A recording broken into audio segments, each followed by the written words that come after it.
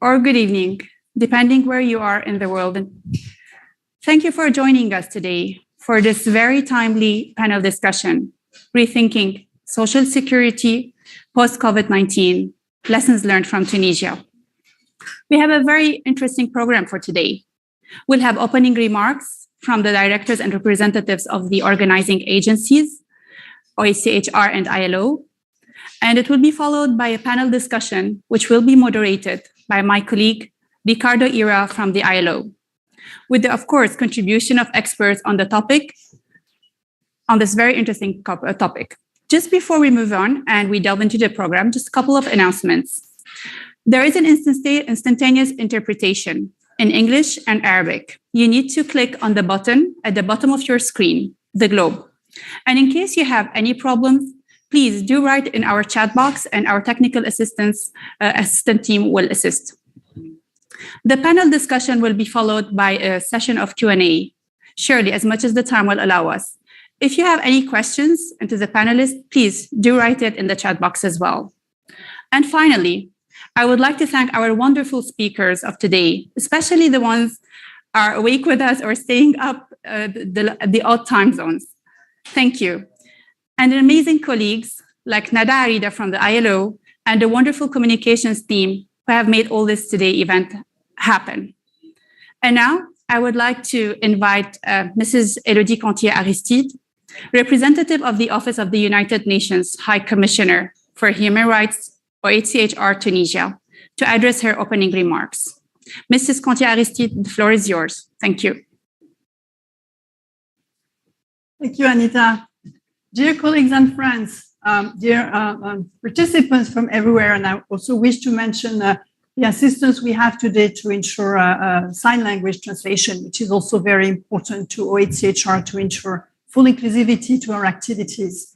Dr. Sharaz Hazawi, Director of the Social Protection Department from the International Labour Organizations, DIRO. At the Global Forum for Human-Centered Recovery last February, United Nations Secretary General Antonio Guterres noted that although the COVID-19 pandemic caught the entire world unprepared, we cannot let this happen again. This task is not an easy one. We're still living concurrent crises. The pandemic and its socioeconomic waves of impact have revealed a human rights crisis at the center of all.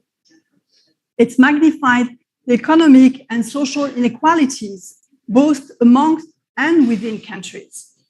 In Tunisia also, the pandemic has exacerbated pre-existing structural challenges and multifaceted socio-economic issues that, despite some efforts and reforms, have in fact remained unsubstantially addressed in the past decade, in the past decade. The growing inequalities, increased poverty, lack of services, devastating loss of jobs and livelihoods, and continuous discrimination demonstrate again the importance of universal social protection and universal health coverage in guaranteeing human rights, human dignity. The experience also shows that countries with good social security and protection in place are more resilient in absorbing the shocks of the pandemic. This right to social protection is enshrined in Article 9 of the International Covenant on Economic, Social, and Cultural Rights. It requires that states meet their core obligations to the maximum of their available resources to ensure that all individuals, without discrimination, notably, enjoy basic social security and protection throughout their lives, even in time of crisis. These elements set an adequate framework for participation, transparency, and accountability in the planning, design, and implementation of socioeconomic policies and programs. While Tunisia has the highest social protection coverage rate in the North Africa region, yet almost half of the Tunisian population is still excluded from any form of social protection. Three major challenges impede this progress. reaching out to the most vulnerable groups of the population that are impacted by the lack of such measures. The development of adequate, inclusive, and participatory approaches should therefore be central in the consideration of policy options, in the design and implementation of responses, and in the monitoring and assessment of the impact of such remedies, notably through the availability of disaggregated data. Accordingly, there is a need for a better identification of the nuanced criteria of who qualifies to benefit from the established safety nets. It is urgent to address these protection gaps and reach out to the middle missing, the people who are not able to contribute to social security schemes for various reasons, or live just above the poverty line in dire distress and yet cannot benefit from the existing nets. There is also the issue of the non-take-up of rights in the context of social protection, the situation in which an eligible person does not claim the rights to which she or he is entitled to. In 2021, OHCHR Tunisia conducted a study on the socio-economic impact of the COVID crisis on the most vulnerable and or discriminated people in Tunisia. According to this study, geographical accessibility and access to information have prevented some vulnerable groups to access social protection. It is important to address the non-take-ups as a matter of priority.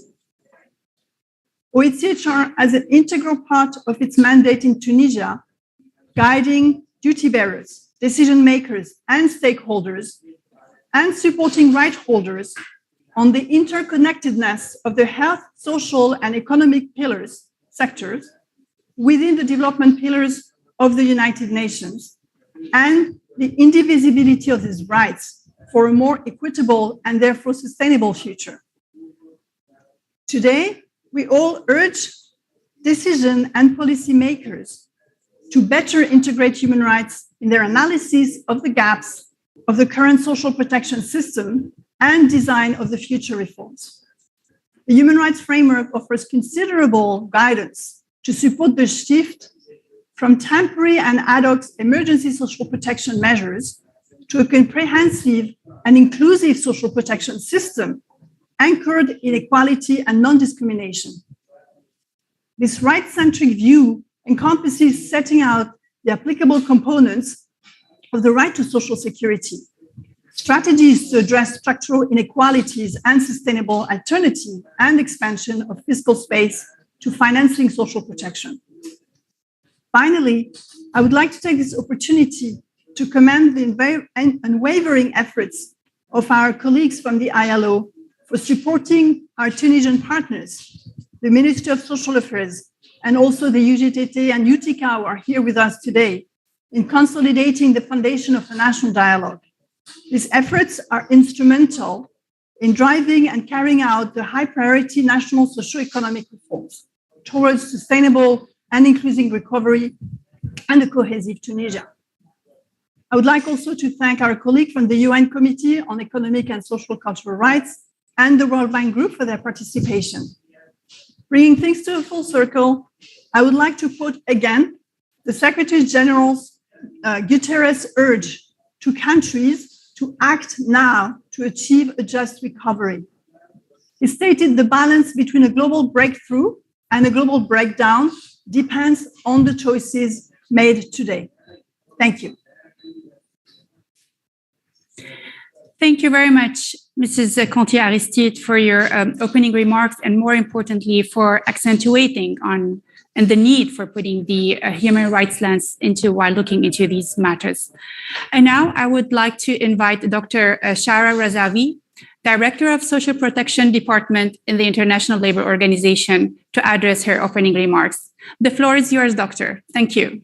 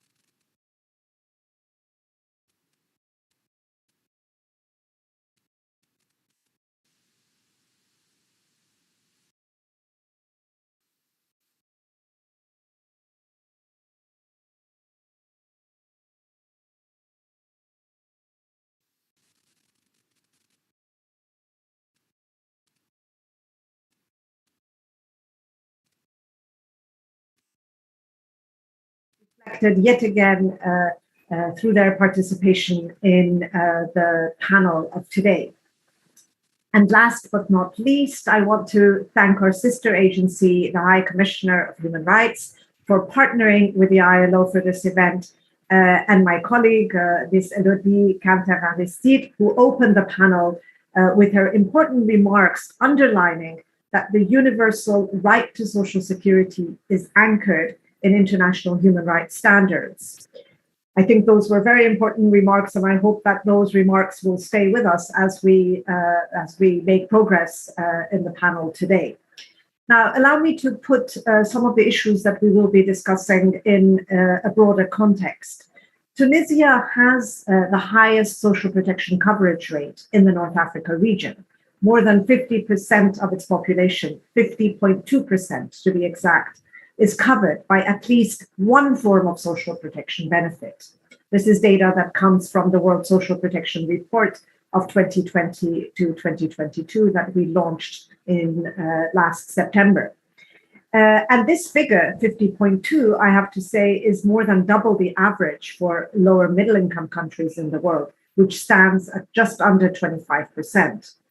And let me just take one branch of Social Security as an example, and that is the branch on pensions. Now, Tunisia has the largest coverage rate of older persons in North Africa, which stands now at about 85.4% of its population above statutory retirement age, who are receiving an old age pension.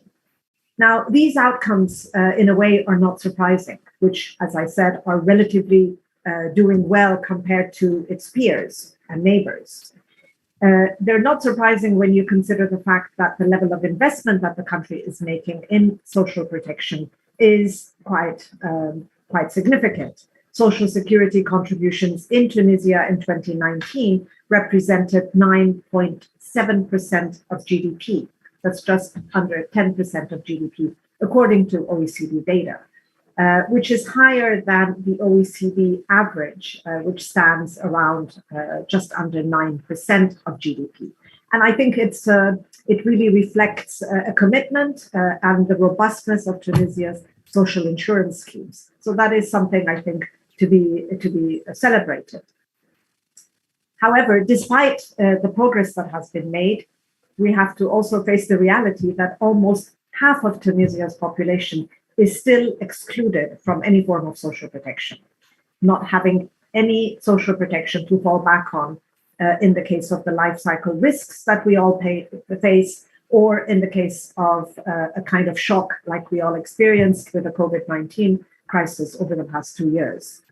The coverage rates are particularly low for children, with only 28.6% of children receiving any form of child or family benefits.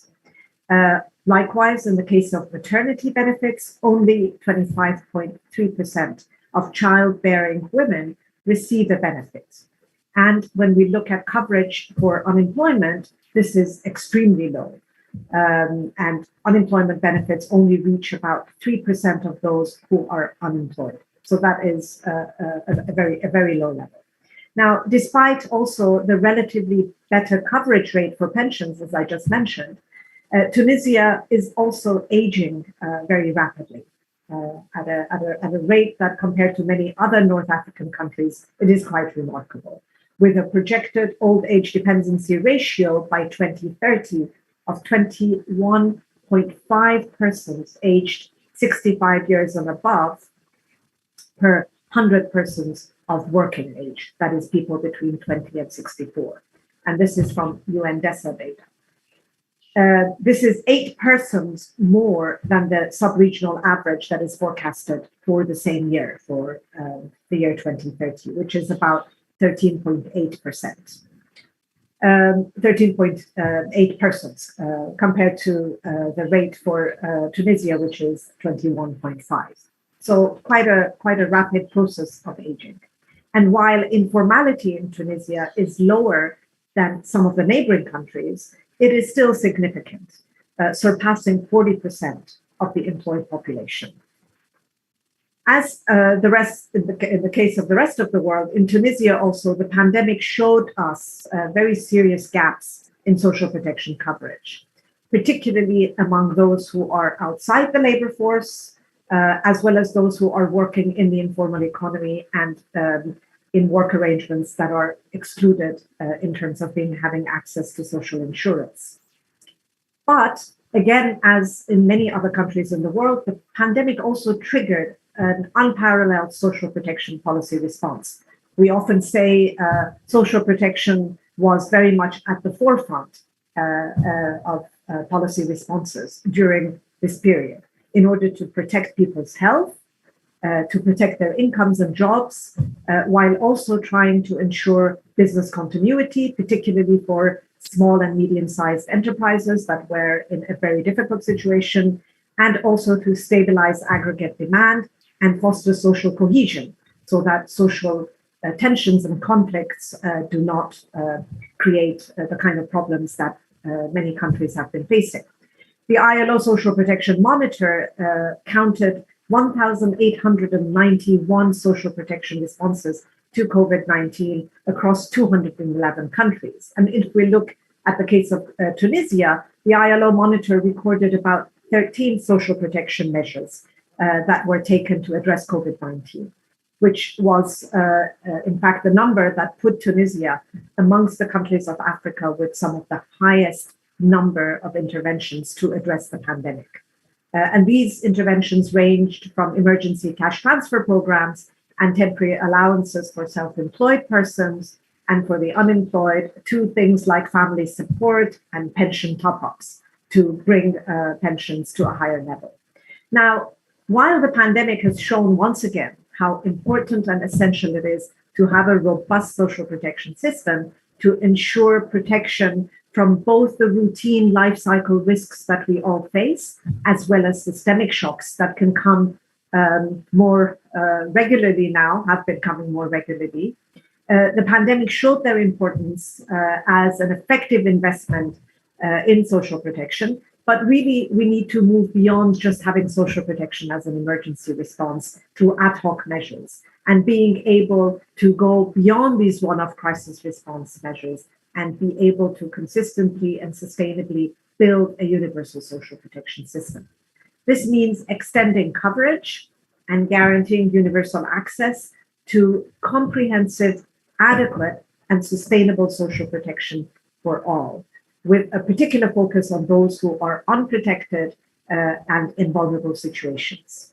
And therefore, I think we need to ask ourselves whether we are willing to build upon the emergency efforts and take the high road, as we have called it in the World Social Protection Report, take a high road to achieve universal social protection systems that are really comprehensive of all life cycle risks, that are adequate and sufficient and sustainable, or do we, through inaction, succumb to a low road of austerity, of fragmented benefits and persistent exclusions, and therefore force ourselves to relive the tragedy of the past 2 years when the next crisis hits?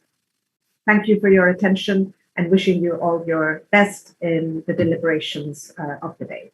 Thank you. Thank you very much, Dr. Razavi, for this very incisive remarks. Thank you. And just before I turn it to my colleague, Ricardo, I just wanted to mention that the reports, the very important and resourceful reports that Mrs. Elodie Contier-Aristide mentioned about the OHCHR and Surge Initiative socioeconomic impact of COVID-19 crisis on the people and the groups in the situation of vulnerability and or discrimination in Tunisia. We will be sharing it in the chat box. Similarly, what Dr. Razavi mentioned as well, ILO's World Social Protection Report 2020-2022. Please make use of them as they really provide an ample of disaggregate data. And thank you now, and I will turn it over to Ricardo. The floor is yours, Ricardo. Thank you so much, Anita, and many thanks for the opening remarks of the Social Protection Director of the ILO, Ms. Shara Razavi, and the the representative of the OHCHR, Ms. Elodie Cantier-Aristide. I also take the opportunity to send a warm welcome to those following this event through our social media accounts. As Anita already mentioned, my name is Ricardo Irra. I'm the technical specialist in social protection for North Africa in the Decent Work team of the ILO office in Cairo. And today, I have the honor and pleasure of moderating this high-level panel, which is comprised by authorities and representatives from social protection in Tunisia, from the UN system, from international financial institutions, and also from the civil society. Allow me to introduce them. We have with us Mr. Kamel Matouri, President and Director General of the National Pension and Social Security Fund, CNRPS, participating also on behalf of the Minister of Social Affairs of Tunisia. Mr. Khalil Gariani, Member of the Executive Board of the Tunisian Industry, Trade and Handicrafts, UTICA. Mr. Khaled Sdiri, expert in the Department of Social Protection and Informal Sector of the Tunisian General Labour Trade Union, UGTT. Ms. Haisel Shin, Vice Chair of the UN Committee on Economic, Social and Cultural Rights, ESCR. Mr. Carlo Redlino, Lead Economist of the World Bank, and Mr. Munir Hassin, Committee Member of the Tunisian Forum for Social and Economic Rights, FTDS. Welcome and thank you so much for being here today with us. Before beginning the discussion, please let me provide some instructions. We will discuss 3 questions during this panel, for which I will call your names in no specific order. For each question, I will mention the time allotted for each one of your interventions, which we kindly ask you to keep. In case you go over that time, I will have to come in to remind you about this. Also, a reminder, Arabic to English translation is available. You can choose your language by clicking on the globe in the lower left side of your screen. So, to begin, the first question for everyone. What do you consider are the most urgent challenges for bridging the gaps on social protection in Tunisia while ensuring a sustainable recovery in the post-COVID era? You will have all 3 minutes for this question. First, I would like to invite for the first intervention to Mr. Khalil Gariani from UTICA. Please, Mr. Gariani.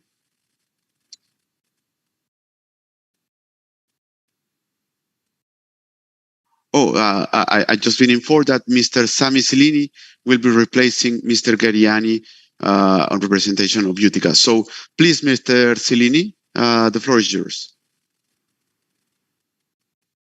Thank you very much. Thank you, Ricardo. Thank you, everyone.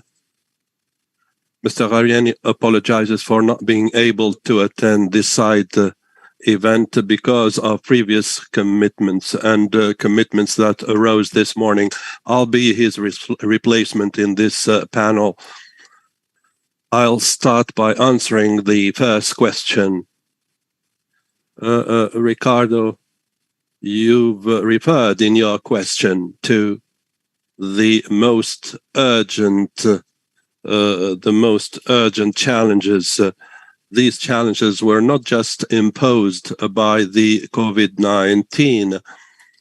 This COVID has left behind a lot of problems and really deepened the crisis that had been there before with regards to the financial balancing of the social security and pension funds.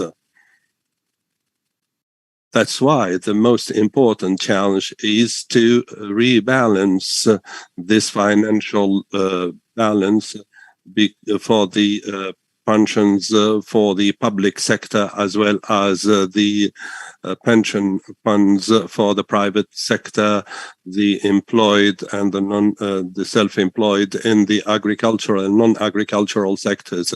But the most important target, that is the most important target that we want to achieve in view of its repercussions on the most important social amenity today, which is the sector of retirement and pension.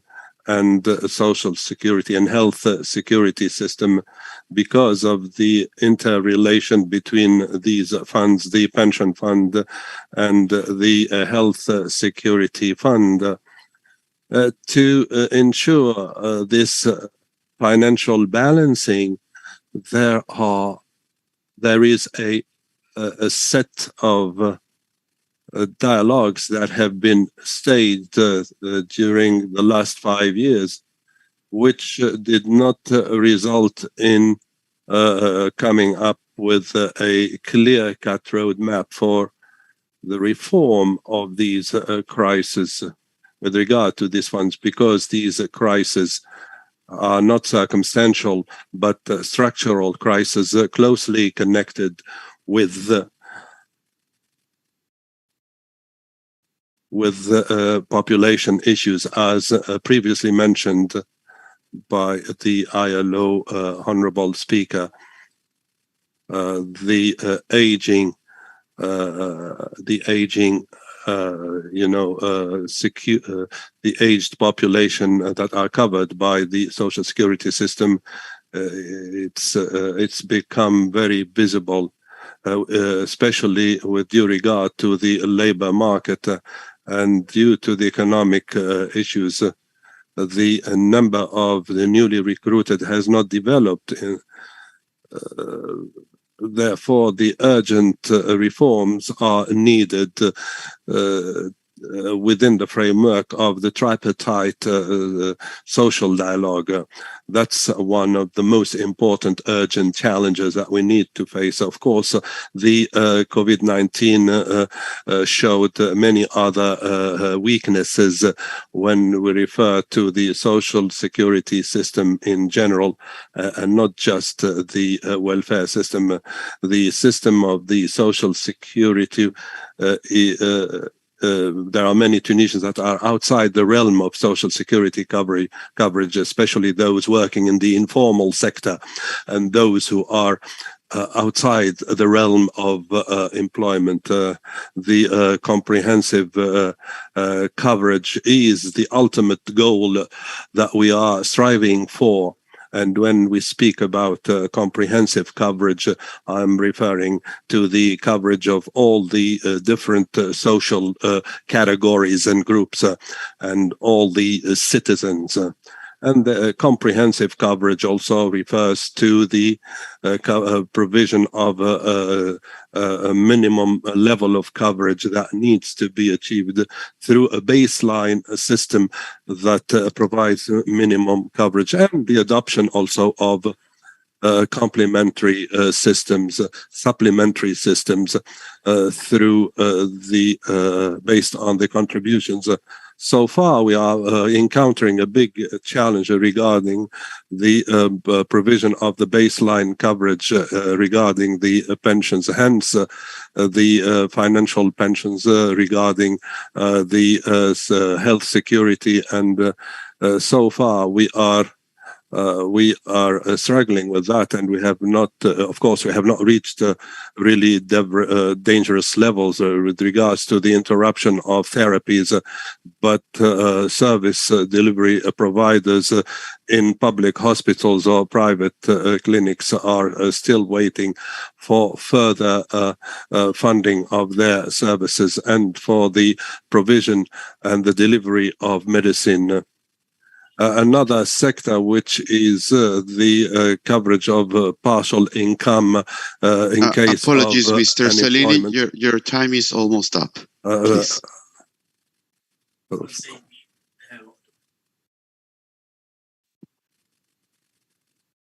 Thank you. Sorry to cut you like this, but thank you so much. Please allow me to move over to the next question. Maybe after we close the discussion, we can come to some of the subjects that are being raised in your answers. So now I would like to pass the floor to Ms. Heiso Shin to respond to this first question. If you like me to remind you the question, I can say it again. But I also I copied in the chat. If you wish me to mention it again, it's fine. But you can read it there. Yeah. Thank you very much. And first of all, good evening.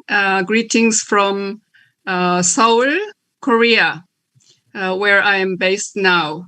And I would like to thank the organizers first. It's my honor and pleasure to be part of this panel, speaking from the perspectives of the UN Committee on Economic, Social, and Cultural Rights. But of course, I'm participating in my personal capacity. The committee reviewed Tunisia in 2016. And at the time, our concern and recommendation to Tunisia regarding right to social security was, as already explained by the opening remarks, the committee noted with concern that 50% of the labor force does not benefit from social security coverage. And I heard that it is the highest in Northern Africa. 50% is the highest. Yeah, but still the committee was worried. And in addition to that, 37% of the workers are employed in the informal sector and currently have no guarantees with regard to wages, hours of work, health, safety, and social benefits. So that was the concern that we raised. And then we recommended a very general one. The committee urges the state party to continue its efforts to develop a social security system that guarantees extensive social coverage that ensures adequate benefits for all workers and disadvantaged individuals and families in order to ensure an adequate standard of living. In this connection, the committee refers to its general comment number 19 on the right to social security, which the committee issued in 2012. And of course, throughout the COVID-19 pandemic, we all witnessed how people became more vulnerable, losing jobs and restaurants closed, older persons in care homes lost their lives, and domestic violence against women increased, etc., etc. Yeah, in some social inequalities has increased within a country, but also between countries. And I should read the recently published book by ILO on social security from 2020 and 2022, which I just secured, and then the information was provided just now. Without social security system built, it is impossible to face the unforeseen disasters like the COVID-19 pandemic or natural disasters. And I think the question, what is the biggest challenge in building social security system? I think it is whether people in Tunisia would agree and reach a consensus that there should be social security system in place, as required by the International Covenant on Economic, Social, and Cultural Rights, by ILO standards, etc. Especially those in the government, and I'm happy to see from the government, there is one person who just spoke, especially those in the government and also the political parties who makes policies and laws. They are the most important actors, and also other stakeholders such as lawmakers, trade unions, civil society. So the biggest challenge is whether Tunisian society will come up with a consensus that we need a social security system that is robust, that would prevent people from falling into poverty and from vulnerability, etc. So without that kind of social consensus, no reform in pension funds, no reform in healthcare funds, nothing will be achieved. So I think building that consensus, especially with the political will of the government, is the most challenging thing. And how do we produce political will on the side of the government? That depends on the consensus and dialogue within the society, which I think is the subject of question 3. But I think as a member of the committee, I've seen that when there is a political will and then social consensus, the society moves forward. Without it, especially progress is very slow and no progress at all sometimes. And we should all achieve sustainable development. So with this experience, I hope that Tunisian society can come up with social consensus to build social security system. That would be my remarks. Thank you very much. Thank you so much, Ms. Heiser. I will try to put in the chat box for you to know when your time is coming to an end. And then maybe at the end we will have some more time to go over some of the questions and ideas that are being proposed here. So now I would like to give the floor to Mr. I think it's turn for Mr. Khaled Zdiri of UGTT. Please, Mr. Zdiri.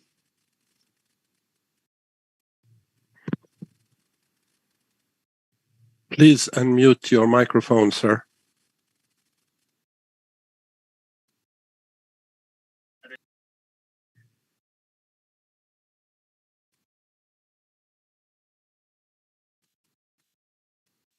The mic is mute. Yes, we can hear you now. Thank you.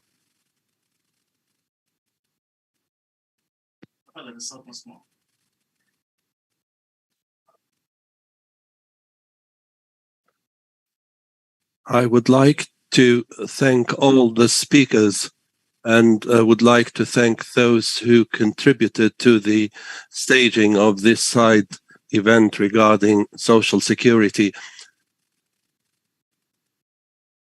Mr. Cellini has given you an overview regarding the system of social security. I'll refer to some other data. We all know that social security system is closely connected with the economic field.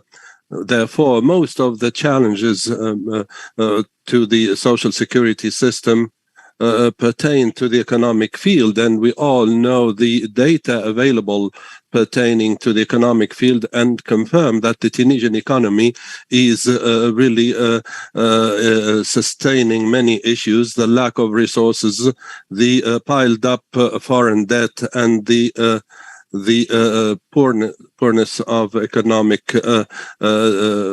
basis, especially after the revolution.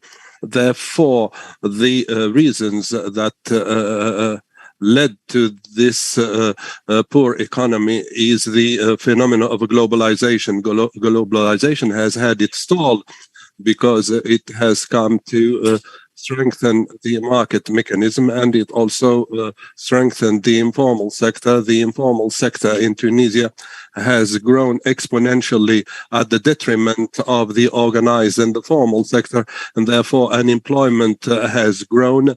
And we also notice that because of this phenomena, the state has disengaged from some health and educational services.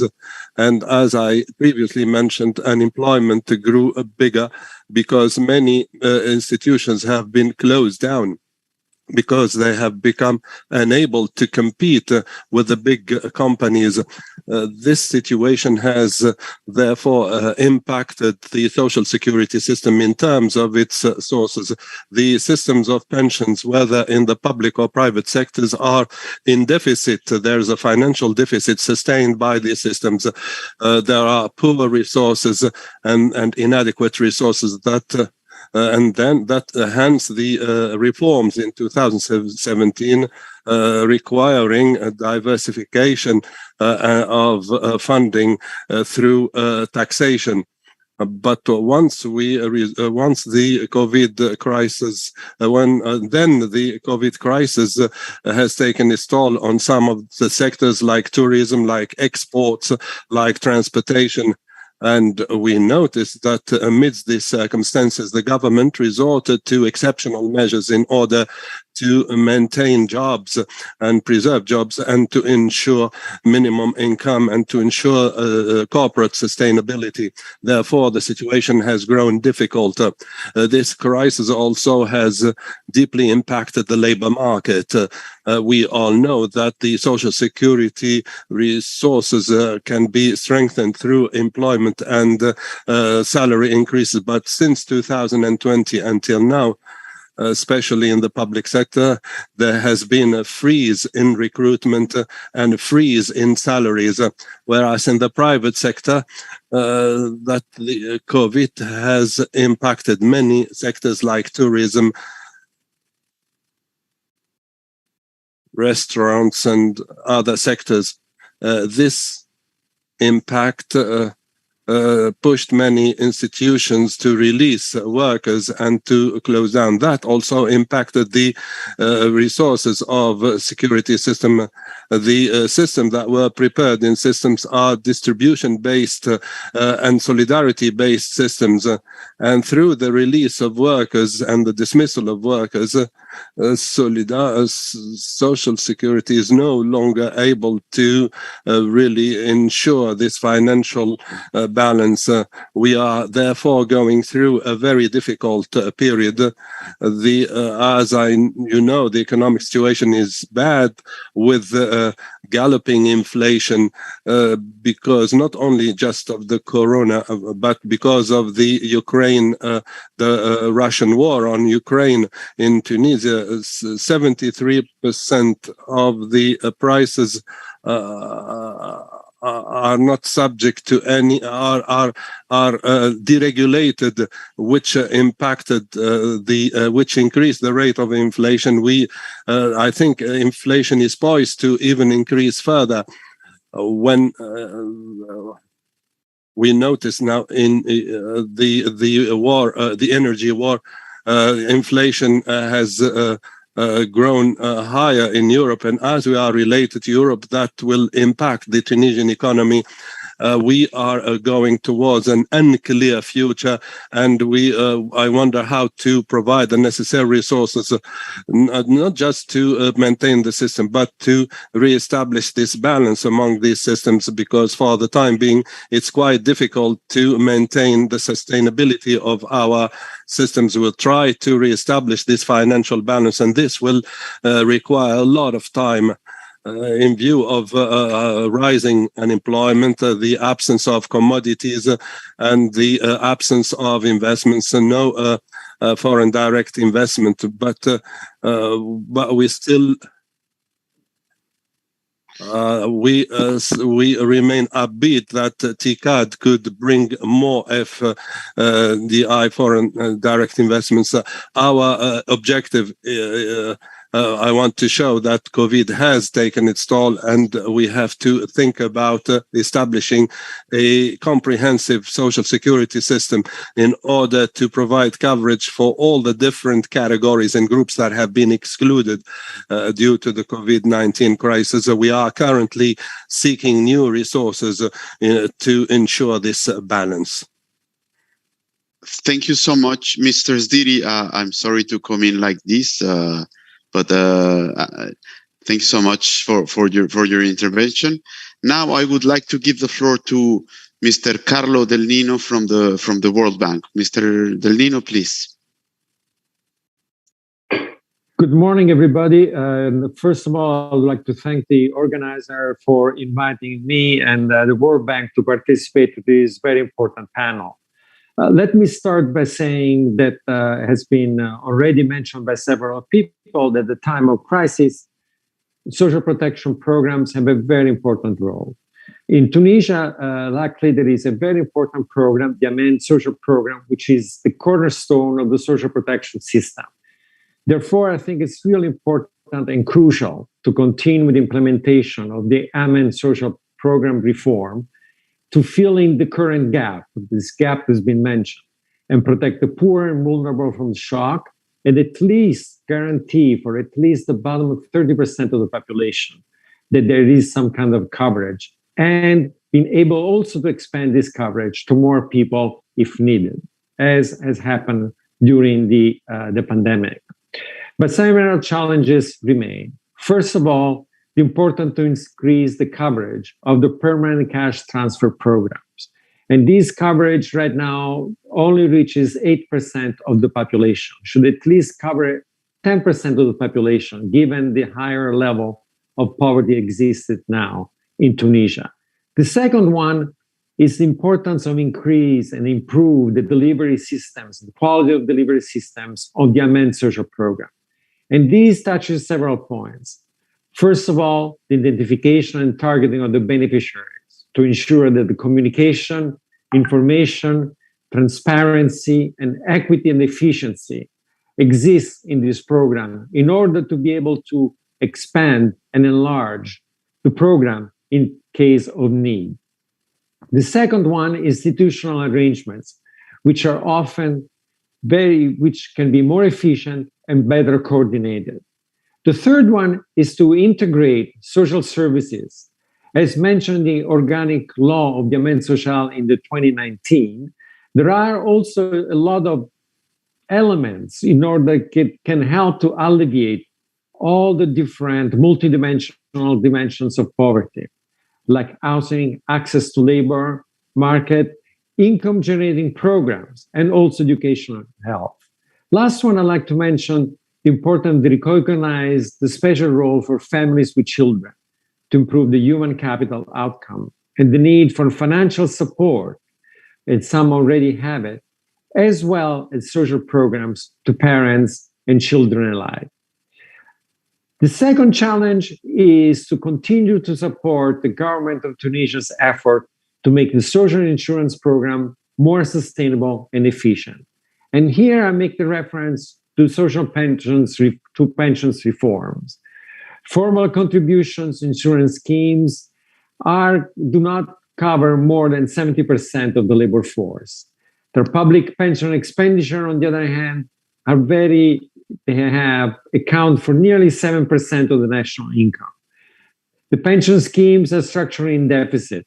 They're complex, fragmented, and this is also producing some pervasive labor market. Therefore, there is a need to reform these systems and to move towards a more fair and benefit systems that can be flexible and also cover more people in the retirement scheme.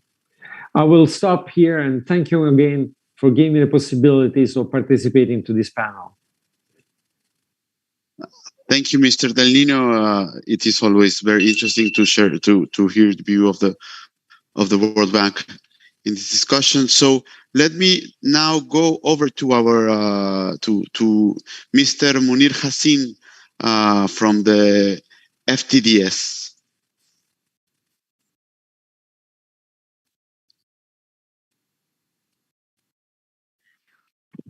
Thank you very much.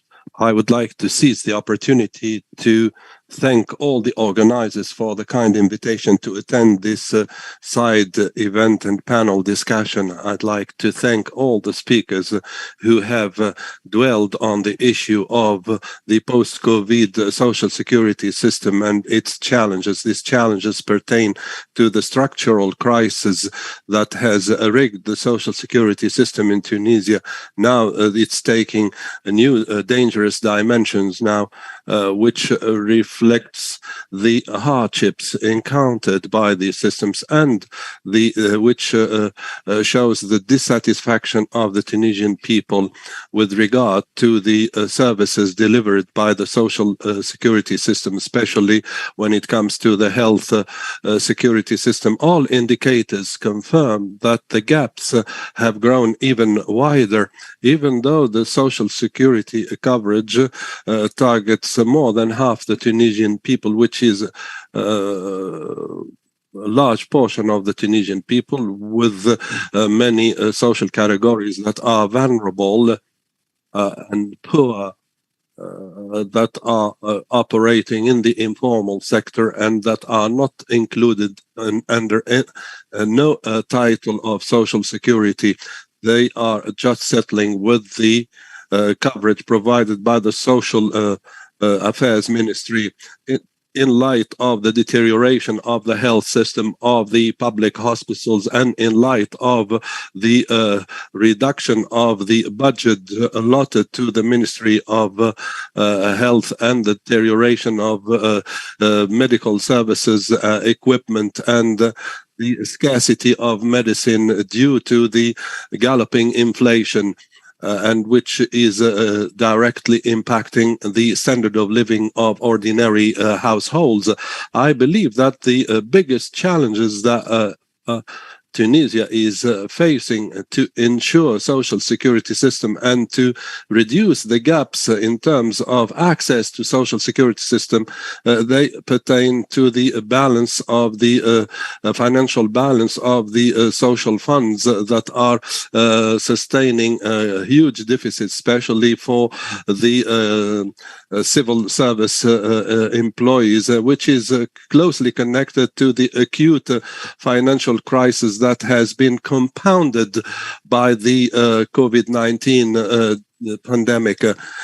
This crisis has also had its toll on the state, as we reached minimum levels, even in terms of the delivery of basic services like the pension services, in view of the unemployment, the freeze of recruitment, and all the problems that affect the funds balances. And despite the solutions adopted by the government to adjust and balance the resources and to impose social contributions and to increase deductions and from to the budgets, the deficit is poised to continue because it is closely connected with the developmental paradigm that opted for flexibility in employment.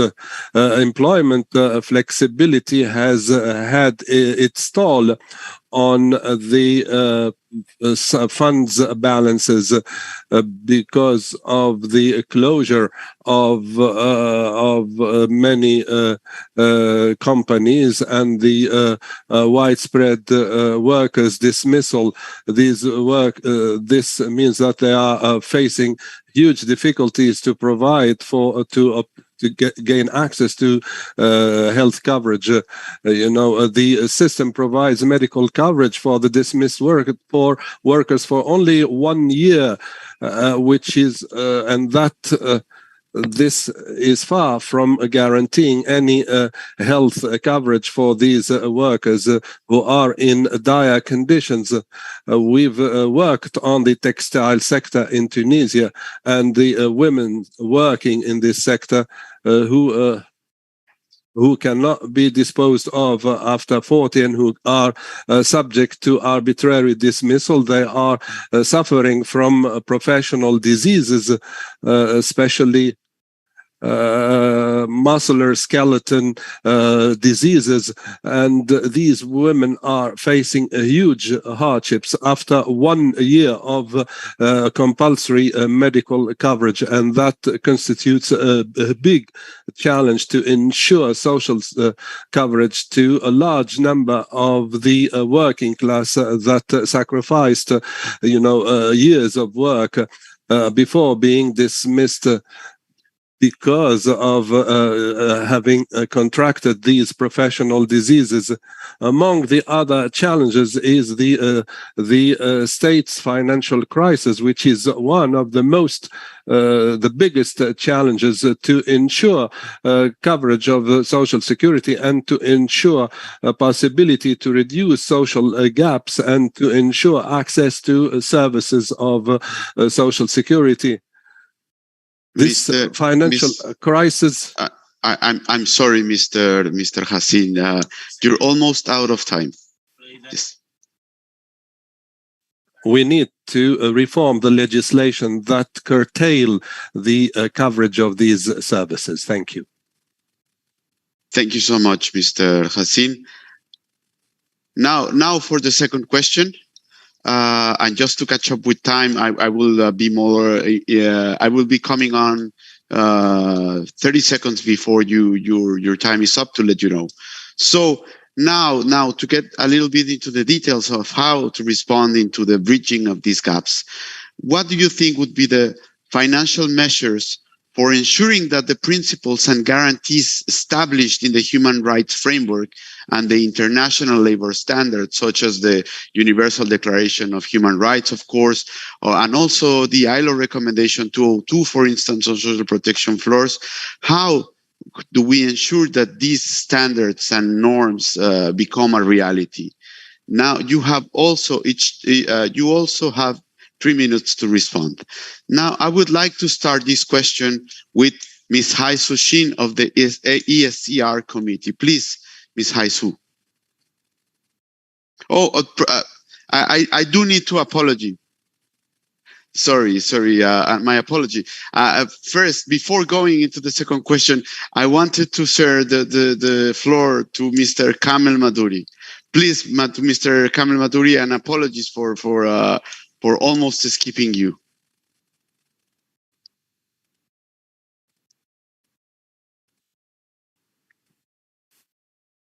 Thank you, Ricardo. My thanks go out to all the attendees. Thank you for granting me the opportunity to take part in this important meeting. Just in a nutshell, first, I'd like to say that Tunisia is starting from main achievements and accomplishments that help and provide the foundation for reforms in social protection. When we refer to social protection, with regard to the system of social protection and the welfare system, we have an important social contract brokered with the social partners since 2013. We have a program for decent work, and the ILO. We've set out the different items, and we have a National Council for National Dialogue. We've completed the necessary financial studies to provide the foundation of social protection. The National Foundation is there. We all insisted on having a comprehensive and inclusive social security system. Tunisia has done that, and we hope to continue establishing this foundation as one of the major outputs of social dialogue. There's a huge progress in terms of completing the studies for the establishment of a national foundation for social protection. In the Tunisian official gazette, there is reference to economic empowerment for the low-income families with regard to the organic law for social security. There's also guarantees for a minimum wage, and despite COVID-19, there have been many social measures enabling children of low-income families to obtain allowances to face the return to school expenses. In a nutshell, the COVID-19 consequences were sustained by the Tunisian state with regard to the social security, like the rescheduling of debt, with regards to social care, with assistance to the low-income families and those working in the informal sector, and the recourse to electronic platform for registration and to obtain allowances, clarifications with regard to the labor code, and to help the workers who were compelled to remain at home due to the COVID-19, and tax measures in all sectors. There's commendable efforts that needs to be reminded of in terms of the limited resources of the Tunisian state. But despite that, we provided this package of services. And to answer the first question, I think the biggest challenge is to work on the establishment of a comprehensive social security system that is also inclusive, and to stay away from the dispersed systems and to cut ties with the unacceptable system of social assistance. We have to go towards the establishment of a system of social security that is comprehensive, inclusive, able to withstand the crisis. All the experts foresee that the system of social coverage and social security will have face many crises regarding climate changes, economic shocks, the spread of other diseases, God forbid. Therefore, we need to establish a system of social security that is comprehensive and inclusive. I think the national foundation and the national floor for social security would be the best platform for this inclusive system. Second, we need to ensure guarantees for social delivery services that meet the needs of the respondents and the beneficiaries, and to ensure that the funding capabilities are in keeping with the solidarity needs. Therefore, I have to provide funding in keeping with the funding resources and provide services in keeping with the resources available. The third and most important challenge in light of the economic situation witnessed by Tunisia is to ensure a sustainable and fair funding for the system of social security. Of course, we will come back to the issue of funding, but as a big title, this funding has to be fair and sustainable, and that is based on a human rights basis that does not exclude anything through the excuse of the absence of funding. The fourth challenge before the social security and social protection system, which is the consolidation of corporate capabilities and to increase the capacities of those working there in order to withstand crisis. We are referring here to the need to achieve this digital shift with regards to the structures of social security system, the ability to keep up with the different, atypical employment systems. Now we are witnessing new systems through electronic platforms working on a semi-employed basis, on a part-time basis. I think the social security systems have to develop and to be in keeping with these new forms, and to ensure that we can include a connection with the other different systems. Your time is almost up. Sorry. You can close, but your time is almost up. Go. Yes, a couple of words. Okay. Yes. We will come back to the issue of funding, but I think it's important to really implement international solidarity, like the international partnership regarding social security and system and social protection. The international organization and the international donors and financial institutions have to consider the importance of social protection, social security, and to consolidate national, international social dialogue regarding social security systems. Thank you. Thank you, Mr. Maduri. And once again, I would like to restate my apologies for almost leaving you out of this question and missing on your relevant comments. In this sense, and in connection to what you were already saying about the obligation, regardless of the financial situation, of complying with the legal frameworks and the human rights framework, I would like to once again yield the floor to Ms. Haiso to respond to us the question of what financial measures could be taken in order to guarantee that the principles and guarantees that are establishing these frameworks are become a reality. So, Ms. Haiso, please. Thank you, and I'll try to keep the time. As I said, the committee issued General Comment number 19 on the right to social security in 2008. And then ILO issued recommendation 202 on social protection floors in 2012. The committee used to have joint seminars on issues of common interest with ILO in Geneva, when the two committees overlap. And there was a seminar on the social protection floors, I believe around 2015 and 2016. So we discussed the issue. In the committee's general comment, we have a section on core obligations for the state parties, including Tunisia, of course. And the committee said that the state should provide at least minimum essential levels of each of the rights under the covenant. Which is, at least healthcare, essential healthcare, basic shelter and housing, water and sanitation, foodstuffs, and the most basic forms of education.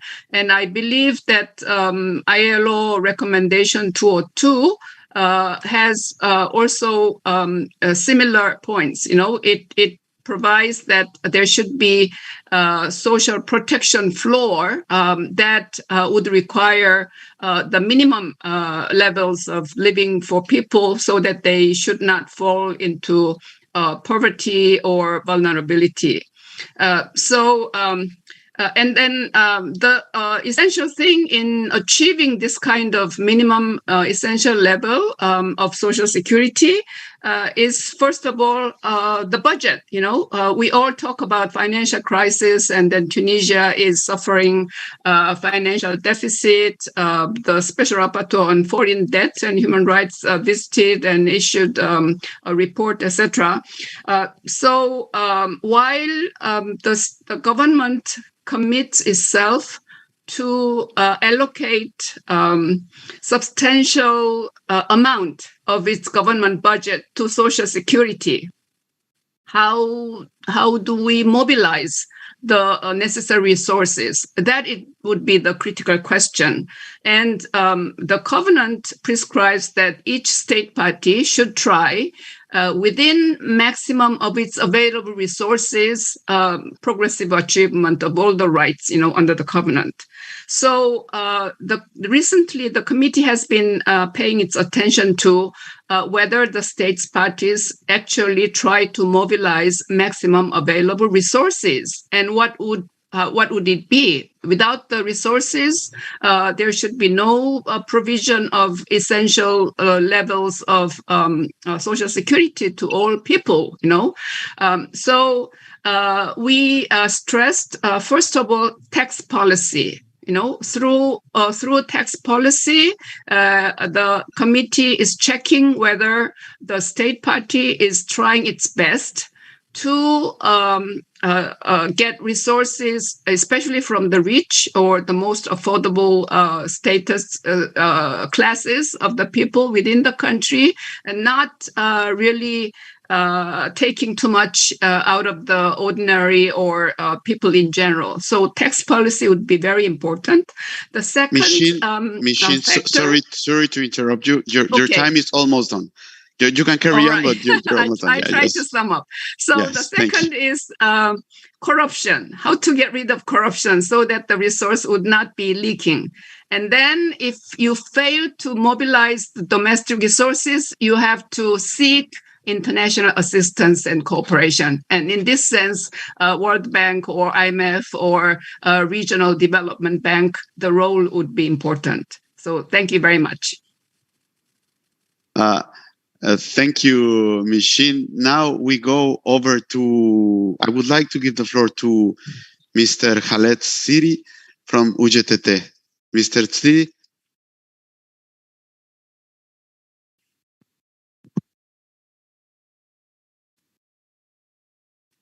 Regarding the second question, it pertains to the floor for social security. We all know that among the repercussions of COVID-19 as regards the officials is to emphasize the need for the establishment of a comprehensive social security system, because it is the basis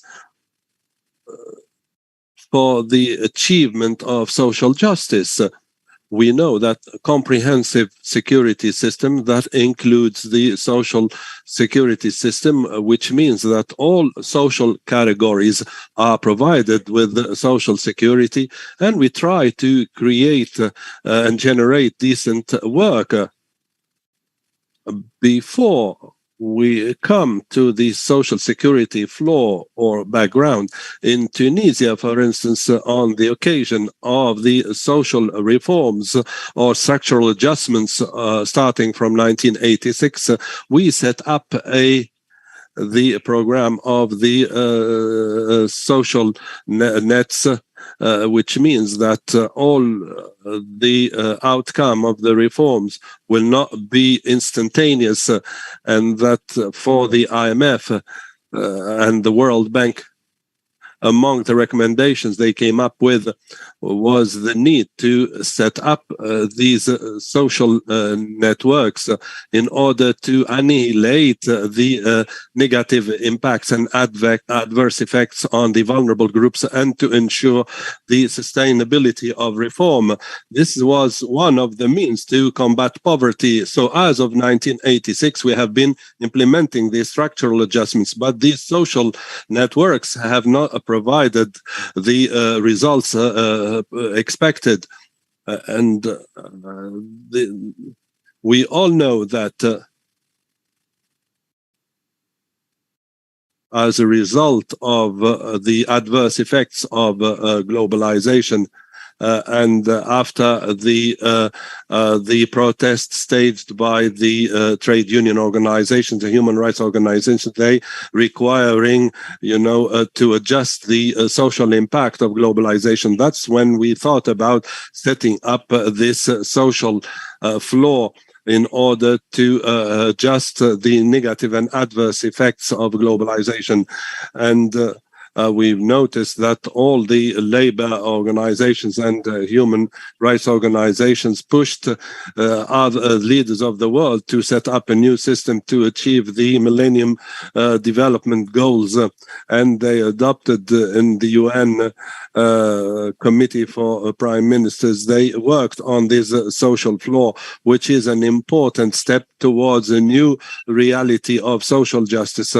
The social based on the social floor, we would try to achieve, it's one of the elements to achieve this social justice. Mr. Zdiri, your time is almost up. If you could sum up.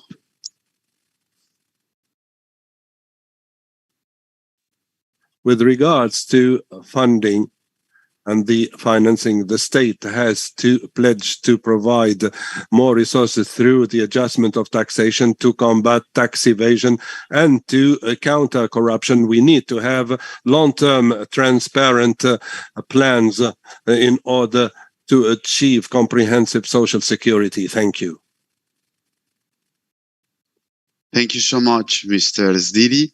Now I give the floor to Mr. Kamel Madouri, PDG of the CNPS. Please, Mr. Madouri.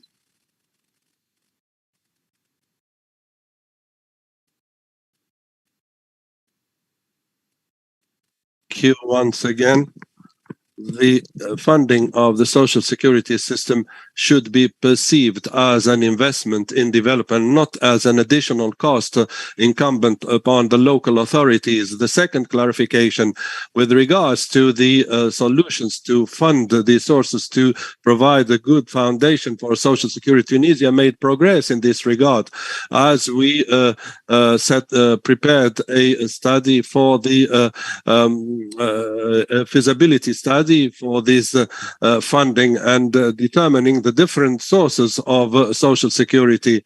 But I believe by and large we have to work on parallel and complementary topics to extend social security to cover a larger number of groups in order to increase contributions, to extend the basis for contribution and to improve the mechanisms of contributions and to counter social evasion. In taxation, we need to carry out a fair and equitable taxation means and to counter corruption and the illegal inflow of monies, to use public funds towards further social coverage. We need to rationalize subsidies and to ensure that assistance targets the needy ones. We have to work on this aspect and to direct these reforms towards the establishment of a national floor for a national social security system, to provide a health security system, providing a minimum income for those who are lacking this income. And the fourth element is the possibility to work on good use and good exploitation of any financial reserves, and at the international level, of course, at the international level, to endeavor to reschedule the sovereign debt of the state, and to ensure that the IMF and the international financial institutions should give more consideration for public assistance and to focus that on social security. We have to also give more dimension to the economic assistance and to move more towards the establishment of international solidarity, to create programs and financial facilities towards these programs of social security systems. And we have to also working at the level of Tunisia by extending social coverage, social security coverage, to reform the taxation system, to diversify the sources of funding. There are many economic activities that can be tapped into in terms of recovering more funding. This should be done within the framework of a social dialogue with the social partners. There should be no separation between tax policies and social policies. This should be done within the framework of a social dialogue with the social partners to ensure sustainable and fair and effective funding that takes into account equity and justice for all the social classes. Thank you. Thank you so much, Mr. Maduri, and thank you so much for keeping the exact time. So now I would like to give the floor to Mr. Sami Salini from Utica. Please, Mr. Salini.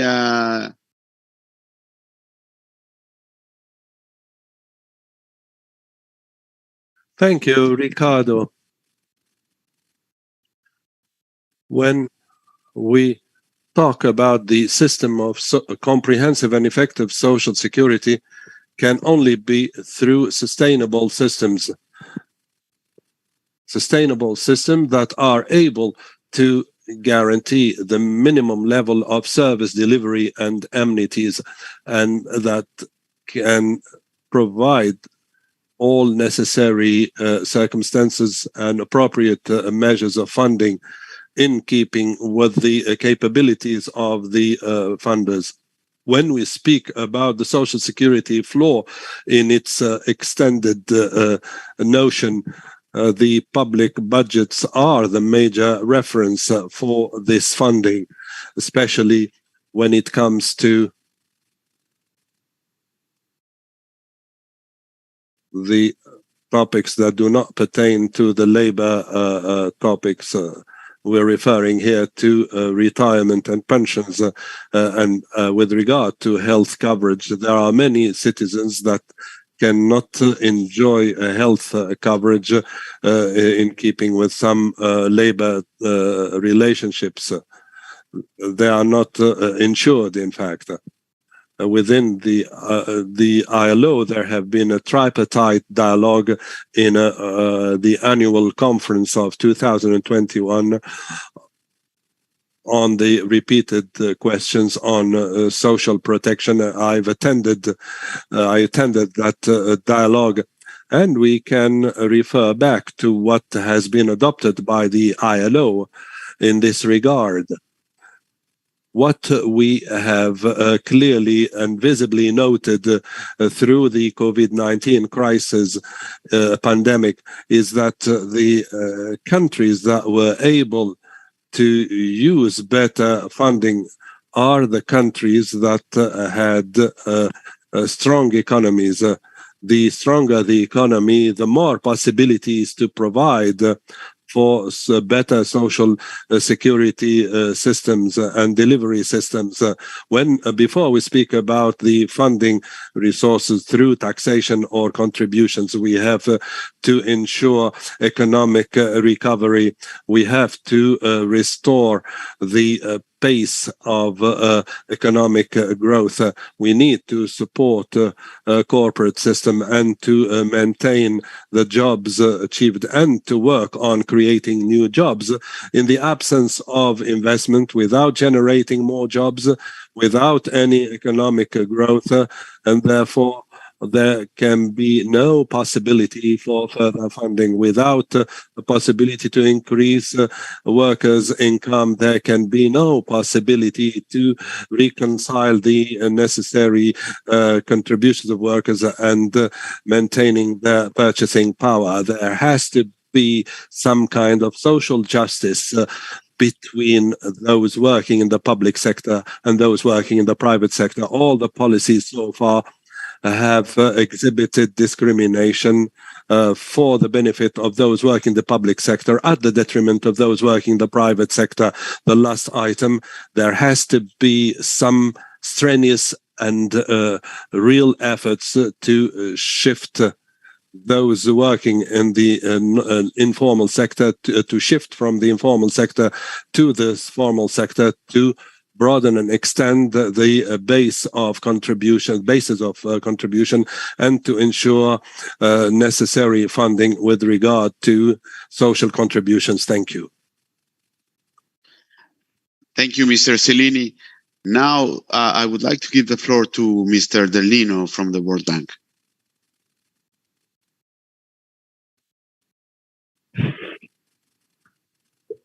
Thank you for giving me the floor again and address this question. Let me start by saying that the World Bank Group is really committed to support the progressive implementation of the universal social protection coverage in a fiscal prudent manner. This is because social protection is critical for achieving human capital accumulation, ensuring productive use and effective protection, and fulfilling the three goals of social protection and labor, which are to provide resilience, opportunity, and equity for all population. As mentioned before, Tunisia is creating an adaptive and reliable social assistance systems.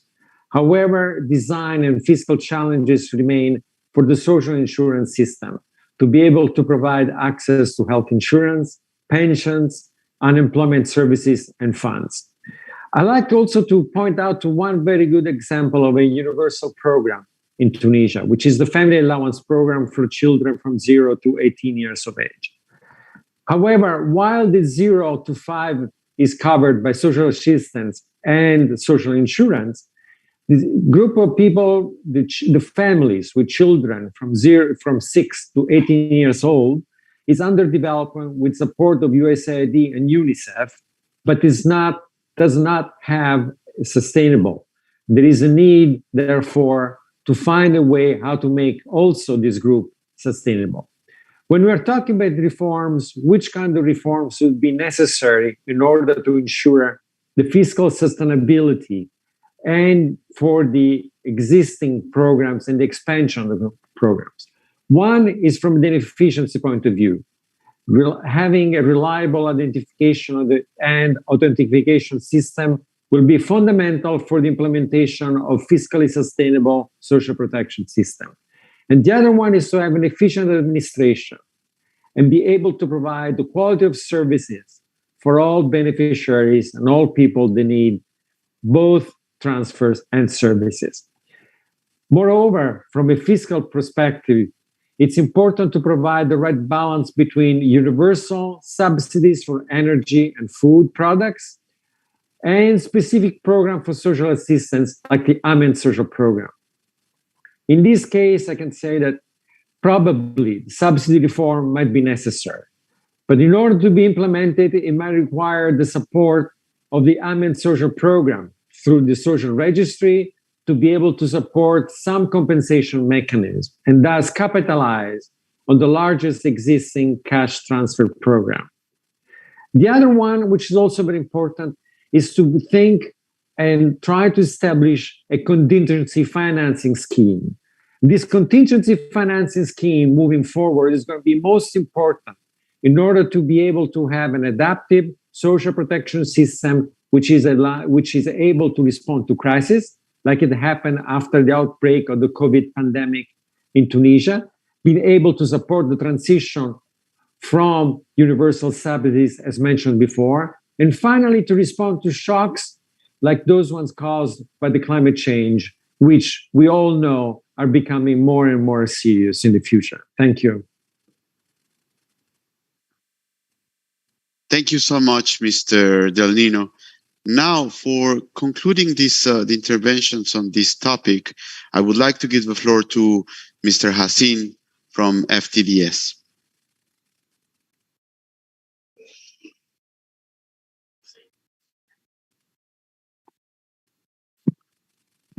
Thank you. In a nutshell, funding a comprehensive system of social security has to go through a strong political will to mobilize all national resources, and these resources should come from two major sectors. First, to counter tax evasion and to achieve tax justice and fiscal justice, because all experts reiterate that tax evasion has reached high levels that are estimated at 25 million dinars, which would otherwise have provided important resources to the state in order to provide all necessary resources to ensure and provide comprehensive social security system. And the second sector is the informal sector that has grown exponentially, competing with the state, which doesn't have a good competitiveness or not a good profitability for the state. And therefore, because it is a negative aspect, we need to counter corruption with regard to social evasion. There's a lot of squandering of the resources due to tax evasion. We have been through a very important period. There are sectors that have reaped huge profits, and the state has to impose and levy an exceptional tax on these profits, especially on the banking sector that is reaping huge profits that are inconsistent with the situation characterized by this acute crisis. So the income from the taxes levied on these important profits would really help to offset the crisis of deficit on the level of the budget. We have to exhibit also solidarity and to transfer part of the surpluses of debts to service the debts. Huge indebtedness is exhausting the resources of the budget. A large portion of the debt repayment is taking its toll. Maybe through international solidarity, we could really contribute to achieve fair social security coverage. We also need to review the legislation and to consider the mutations that are happening at the level of the economy and society to ensure this comprehensive coverage. We also need to take important steps to support the technical and human resources through the social funds in order to achieve a good monitoring, to avoid any tax evasion, and to integrate as many people, as many sectors as possible in the social security system. Thank you. Thank you, Mr. Hassin. Definitely. This was one of the most, I think, complex questions to discuss in this meeting, and of course, we would need a lot more time to go over it. But at the end, I think that the conclusion that we may have here is that there is no policy without a budget, but also that budgets and financing can come through several ways, several sources of public income, and also that social protection, universal social protection, can be achieved with several measures, with a mix of subsidies and non-contributory measures, but also with, of course, at the middle of this, at the core of this, the enhancement of social insurance. So in this sense, but also there is another element that which is social dialogue, and which is right at the bottom and at the top of a social policy and other policies. So this last question, I would like to focus specifically on our social partners, on our ILO constituents, actually, CNRPS, UGTT, and UTICA.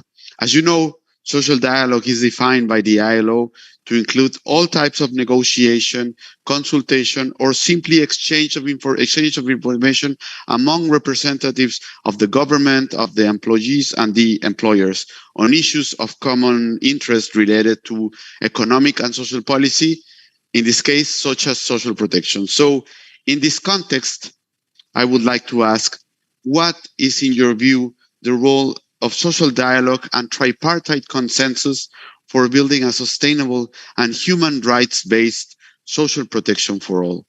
And for this question, I would like to give 3 minutes as well. And I would like to give the floor first to Mr. Khaled Zdiri from UGTT. Please, Mr. Zdiri.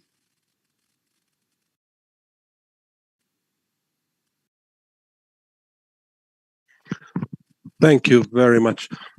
Of course, to achieve social peace can only be done through a constructive social dialogue. As regards Tunisia, and for the record, the social dialogue is an historic achievement which goes back to 60 years ago. And Tunisian experience proved that the absence of social dialogue was a source of tension and clashes among many partners. And the right to negotiation and talk is related to independence, because negotiation is an acknowledgement of the other side, be it trade unions or other unions. And therefore, to have a successful social dialogue, we have to provide the legal frameworks, and the state has to intervene and allow that without exerting pressure on any on these unions. These unions have to enjoy full independence and freedom while exercising their duties. Recently in Tunisia, experience has shown, and we hope that we get over this period, is that in 2021, pressure was exerted on a trade union liberty, which has been restricted with the promulgation of the circular number 20 that prevents state officials from negotiating with the labor unions unless they obtain prior authorization to do so. There are really requirements and conditions for negotiation. If we are intent on constructive dialogue and sincere dialogue, we should not have such requirements and prior conditions, especially if it comes to issues of financial effect. In this regard, we all know that in view of the circumstances we are going through, with the deterioration of the purchasing power and the galloping inflation, and with the freeze of the salaries, the UGTT, or the Tunisian Labor Union, considered this circular inconsistent with the customs and traditions of trade union right and negotiation customs. All the international conventions allow trade unions to enter into talks and negotiations in full freedom in order to achieve results for the sake of social peace and for the sake of the prosperity of the country. In view of these economic difficulties, if we guarantee the social peace, the working classes will work hard to achieve the expected growth. And therefore, social dialogue for us is vital. And there's another experience. In 2017, there was a reform of the pension systems, especially in the public sector. And we set up a governmental committee, tripartite committee involving the UGTT, UTK, and the government. And they managed to achieve the reforms, actually. And there was consensus and agreement on the measures that were later implemented. But in the private sector, unfortunately, the governmental decree has not been implemented, but the reforms pertaining to the public sector have been implemented, and we reaped the results. The financial deficit regarding the pension system of the public sector has been reduced thanks to these reforms that were achieved under the framework of social dialogue within a period of a year, and all the parties agreed on these measures. We have to ensure that the government provide all the necessary conditions for a successful social dialogue, because it is the essential tool to achieve social peace. Thank you so much, Mr. Zdiri. I guess my time is over, he says. Yes, sorry to cut you off, just for the sake of time, because we are 8 minutes over the time that we had for this panel. So I'm going to give the floor to Mr. Kamel Madouri from CNRPS. Mr. Madouri, please.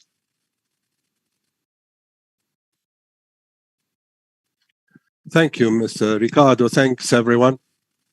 I disagree about the importance of strengthening social dialogue.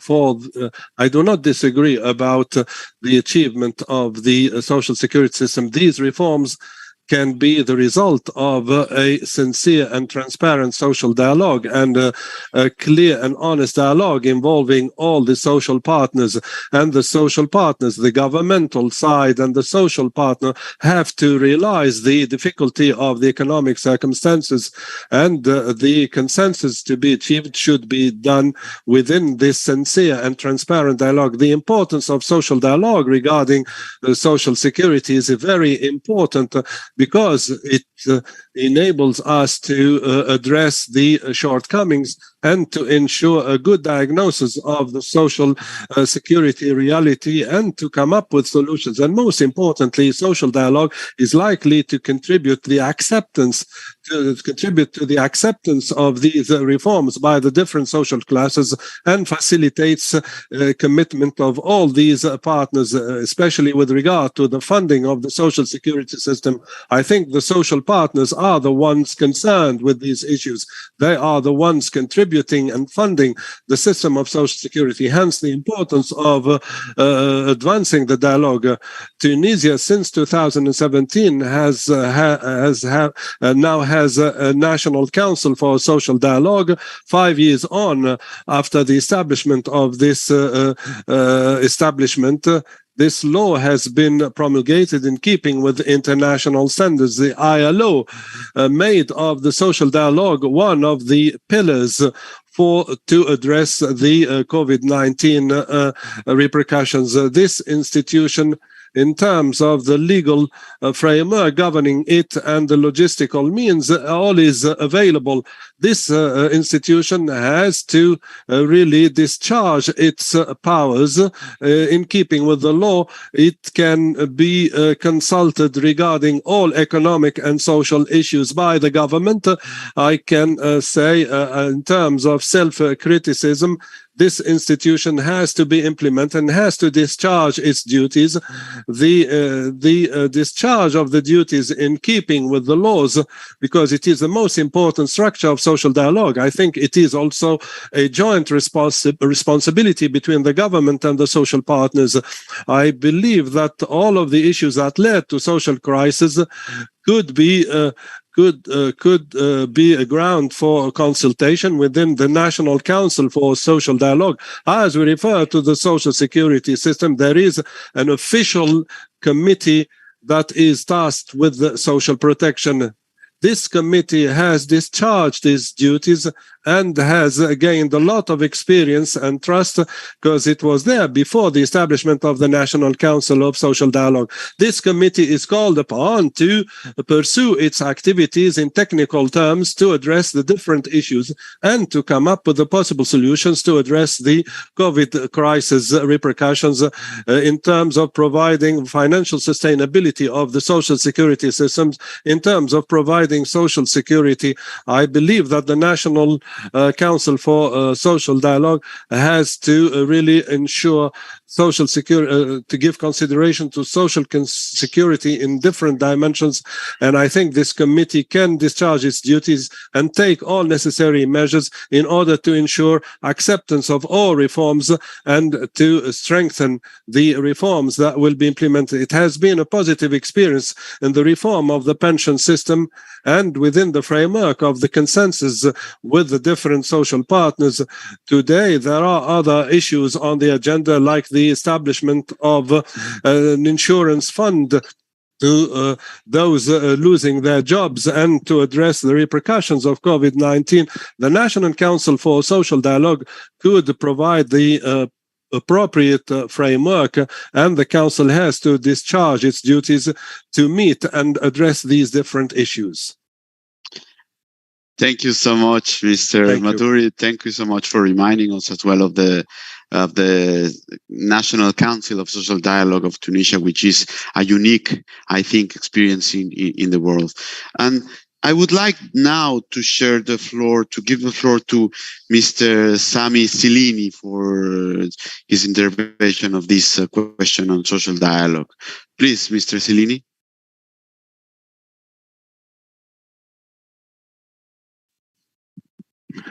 Thank you, Ricardo. I will address the third aspect of social dialogue. I do concur with everything expressed by Mr. Stiri and Maduri, both representing the labor union and governmental institution, regarding the need to provide for all necessary circumstances for a successful social dialogue in order to ensure tripartite agreements and tripartite consensus that are implementable.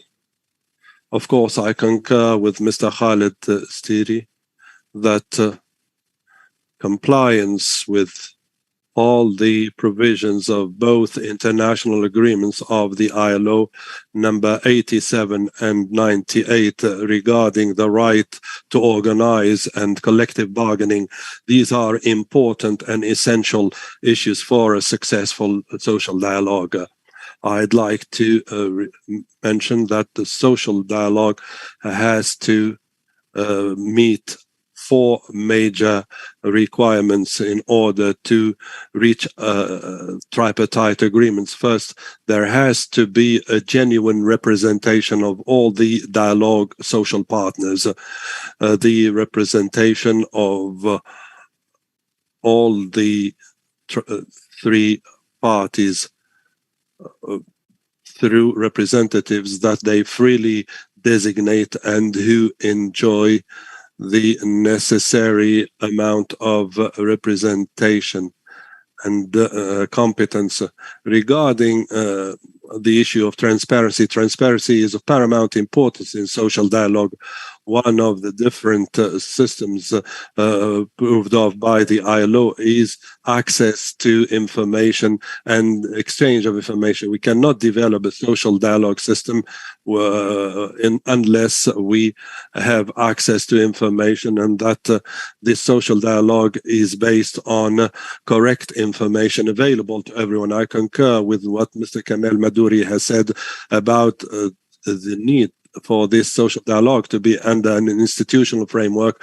We need to institutionalize social dialogue. After lengthy discussions in 2012, we managed to reach an agreement in the form of a social contract for the establishment of a National Council for Social Dialogue as a permanent institution for social dialogue. Unfortunately, this institution is now disrupted. I call upon all those supervising this council, the presidency of the council, to implement this council and to return to business and to restore discussions as soon as possible. The fourth major condition is the condition of responsibility. Social dialogue is, first and foremost, is a responsibility about reaching understanding. It's about responsibility to share concerns and expectations of all parties. It's about the responsibility, whether we agree or disagree, the governments have to be entrusted with the success of the social security systems. They are the ones who oversee legislation, and they are and the legislators have to provide for the necessary legislation, be it governments or parliaments. Whenever the social dialogue leads to understandings, it facilitates those involved in legislation. Whenever we have a social dialogue that is distancing itself from local understandings, it allows for more consensus. Of course, I'm referring here to social protection and social security regarding the labor market and the labor world that is exclusively reserved for those actively working and those who are involved in the tripartite dialogue. But apart from that, as regards the other issues of social protection that do not relate to the realm of work, the social consultations are commendable, but they have to meet these requirements. There is the representation of the partners of the civil society that represent different groups, that represent the rights of women, the rights of children, the rights of the unemployment, and those who have lost their livelihoods. And therefore, the social consultations outside the realm of social security can also help those legislators to come up with legislation that is consistent with everybody's expectations, in keeping, of course, with the state's capabilities and resources. Thank you very much. Thank you. Thank you so much, Mr. Cellini. So, well, with this, we conclude the questions, the interventions. I do need to apologize because of the time. We will have to skip our questions and answers, and also the interventions of others of the other panelists. But for the time being, I would like to do a quick recap of the points that were raised today. We were reminded that the response of social protection to COVID is actually a response that is in line of the structural issues, that is not only and the challenges not only resulted because of COVID, but they were evidenced by COVID. We were also reminded, of course, about the frameworks, the legal frameworks, such as the Universal Declaration of Human Rights, the covenants that have been discussed at the level of the Committee of Economic, Social, and Cultural Rights. We were also reminded about the need to address structural issues and structural adjustments, on also on how to develop fiscal space to be more proactive and more creative regarding how to reach funding,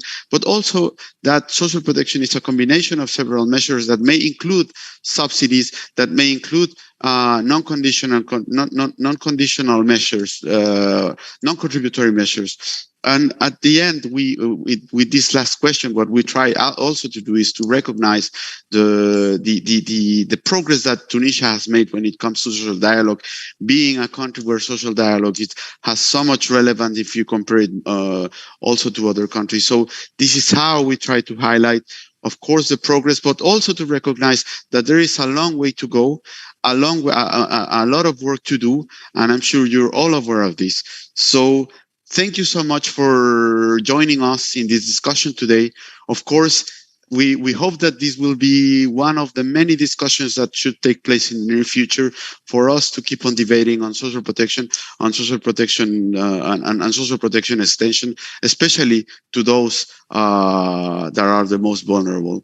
So for the time being, I thank you once again, and I leave the floor and return the floor to my colleague Anita Leviar for the closing remarks.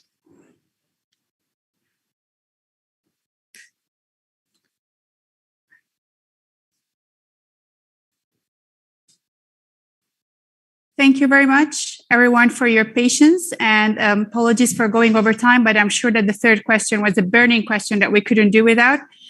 And just before signing off, I would like to thank Ricardo for moderating this interesting panel, and especially for the difficult task of timekeeping. Thanks, Ricardo. And also a big thank you for our speakers for this very enriching and incisive discussions. And while Ricardo reminded of the important points, and then I would like also to urge everyone and policymakers and decision makers that while we're at the brink of these discussions and the reforms of social protection and social security, please do keep in mind to look at all these processes from a human rights perspective and make the process people-centric.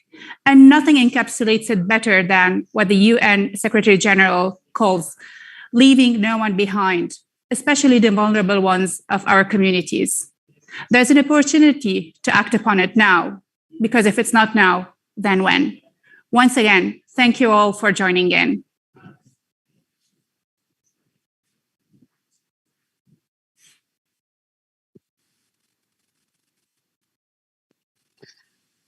Thank you so much. Shukran jazilan. Hope to see you soon.